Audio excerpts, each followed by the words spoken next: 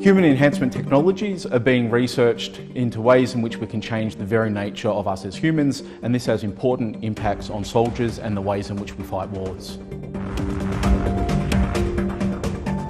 As examples of technologies that are being researched at the moment, exoskeletons and prosthetics.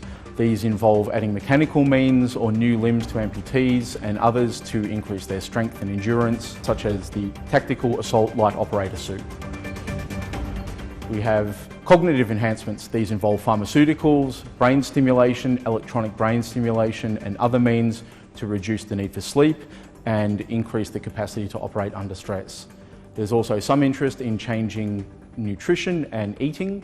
Some of the more extreme examples of this are changing someone's stomach so that they can digest cellulose, which means that soldiers can eat grass. In terms of enhancement and ethics, there's been a lot of ethical interest in enhancement for a while.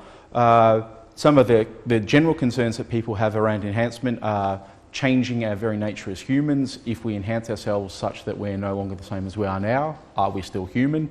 This has an important potential impact in terms of warfare and military practice, because if our enemies see us as no longer human, then they might be treating us quite differently. For instance, if you see someone in an exoskeleton coming to attack you, you might not think of them as human and you might not afford them the normal concern that one gives to a soldier in war. Another set of concerns come from informed consent, where we worry about whether the subject of research or the receiver of enhancement can effectively give consent to this. This is particularly interesting or relevant in the military context because militaries have hierarchical command structures and soldiers are told to follow commands quite often without the need to question those commands. Another more important or more relevant set of concerns around enhancement in the military context build off the notion of enhancing someone's cognition and then their capacity to follow the laws of armed conflict.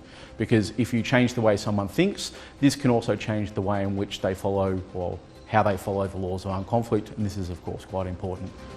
If we look at the history of enhancement, it goes back a long way. The use of nutrition and training to increase the capacity to win a war. More recently, we can see the use of amphetamines during World War II and after that to give soldiers the capacity to fight, days on end, for pilots to fly long flights. The final thing to say is this is not necessarily a new concern. We've got worries about the way in which soldiers are treated generally, humanitarian concerns about soldiers and civilians.